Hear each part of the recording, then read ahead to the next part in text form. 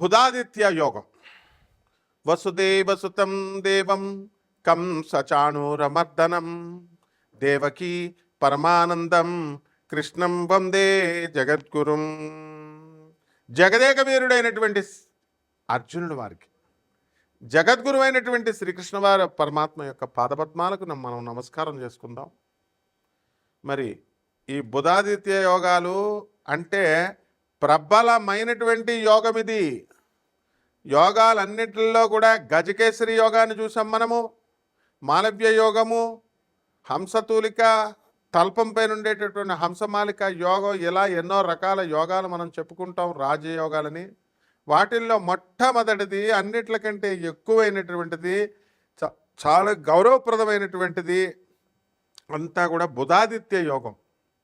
ఇది సాధారణంగా రాజకీయ మంత్రులకి, రాజకీయ నాయకులకి, పెద్ద లెవెల్లో ఉన్నటువంటి ఆఫీసర్లకి మాత్రమే ఉంటుంది అని అనుకుంటారు. కాదు, సామాన్య మనిషికి కూడా ఉంటుంది.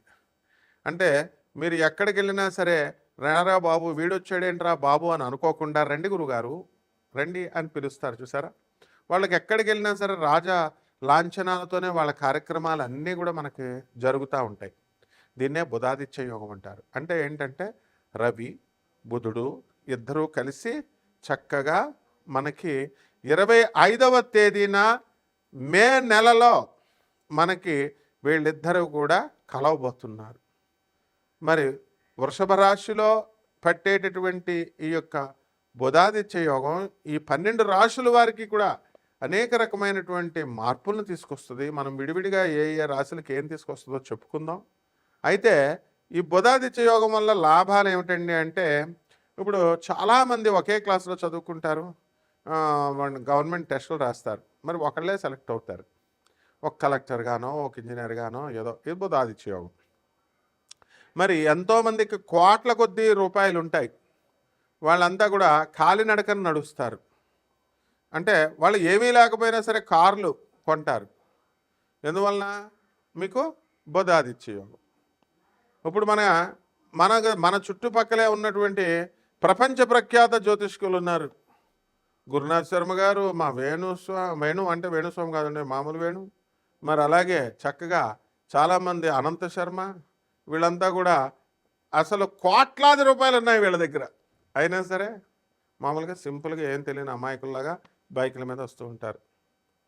మరి ఎందువలన అంటే, అందువలన బుధాదిత్య యోగాలు ఉన్నాయి వారికి, కొంటారనమాట. అప్పుడు చాలా చక్కగా ఈ యొక్క ధర్మంగా వెళుతూ ధర్మంగా చేసేటటువంటి పంతులు గారులు, జ్యోతిష్కులు చాలామంది ఉన్నారు. వీళ్ళందరికీ నిజమైనటువంటి బుధాదిత్య యోగం అన్నమాట.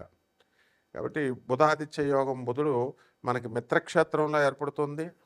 అదేవిధంగా ఈ యొక్క రాశి ఫలాలను మనం, ఈ యొక్క నక్షత్రాలని, రాశులన్నీ కూడా ఏ ఏ రాశుల్లో ఏ గ్రహాలు ఉన్నాయో మనం ఒకసారి చూసినట్లయితే, మే 29వ తేదీన అంటే మే 18 అని కొంతమంది అంటున్నారు, మే 18న రాహువు మీన రాశి నుంచి చక్కగా కుంభరాశిలోకి వచ్చేయడం, ఆ శని మీనరాశిలోనే ఉండిపోవడం, అలాగే ఆ శుక్రుడు మీనరాశిలోనే ఉండడము, ఆ కేతువు కన్య నుంచి సింహరాశిలోకి వెళ్ళడము. ఇలా మనం కనుక చూసుకున్నట్లయితే చక్కగా మనకి గురుడు వృషభ రాశి నుంచి మిథున రాశిలోకి మే 14న రావడం, ఇలా అన్నీ కూడా జరుగుతూ ఉంటాయి అన్నమాట.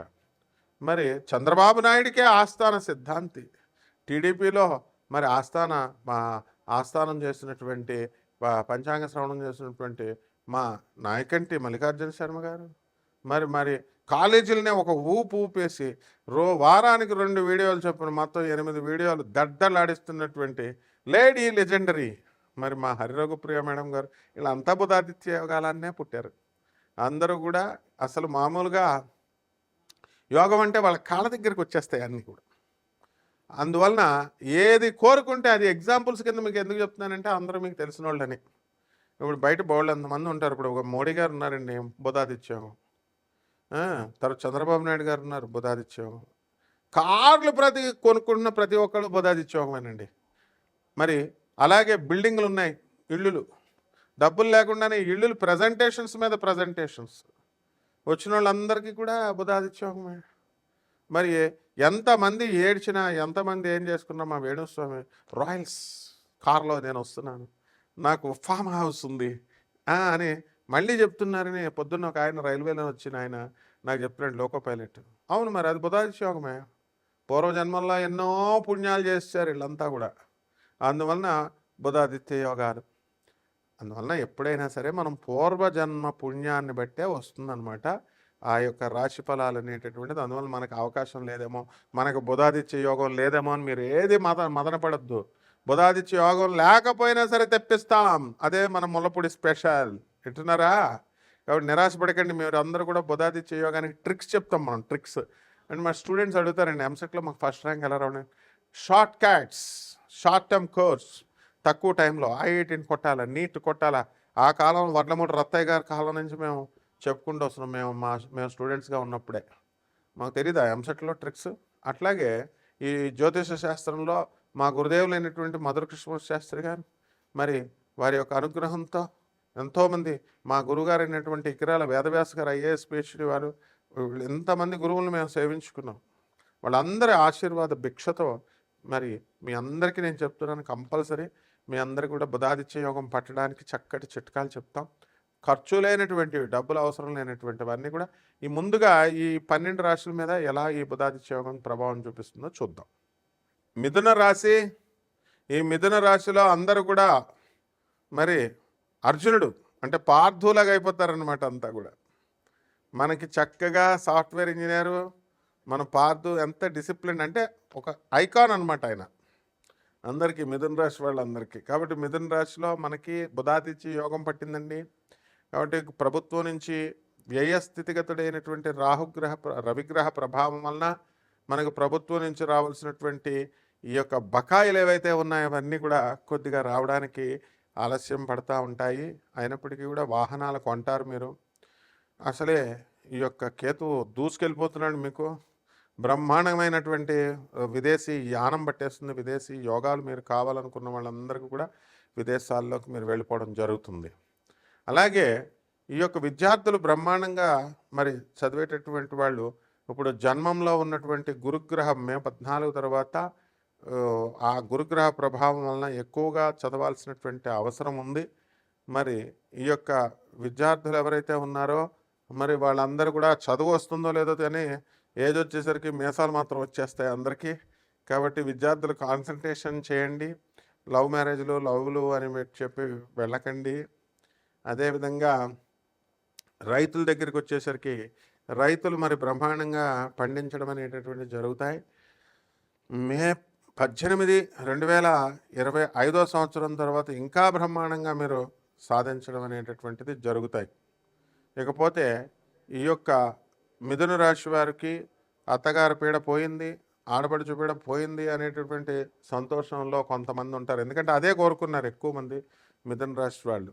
అదేమిటండి అంటే మిగతా వాళ్ళు ఉంటారు, ఒక 5% మంది అలా కోరుకున్న వాళ్ళు ఉన్నారనమాట. సో అటువంటి వాళ్ళకి అందరికీ కూడా ఇప్పుడు సింగపూర్, బాలి ఇలాంటి టూర్స్లో ఉన్నారనమాట. కాబట్టి ఇలా వాళ్ళంతా మీకు నూతన గృహయోగాలు బలవంతాన భర్త ఎక్కడైతే ఆడపడుచులకు ఇచ్చేస్తాడో, భర్త ఎక్కడైతే అత్తగారులకు ఇచ్చేస్తాడో అనేటటువంటి భయంతో ఇల్లులు కొనిపించేశారు, 2వ ఇల్లు 3వ ఇల్లు అని. కాబట్టి ఇలా వీళ్ళకి వెనకేయడం జరుగుతుంది.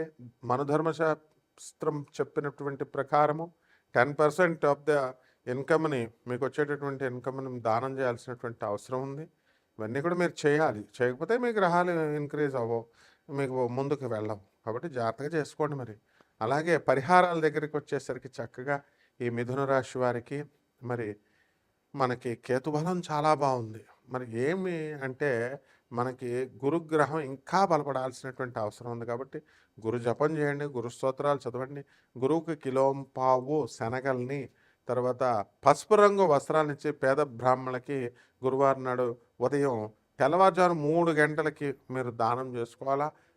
మరి అలా కుదరినప్పుడు కనీసం శుక్రహోరాలో 6 గంటల కన్నా దానం చేసుకోండి.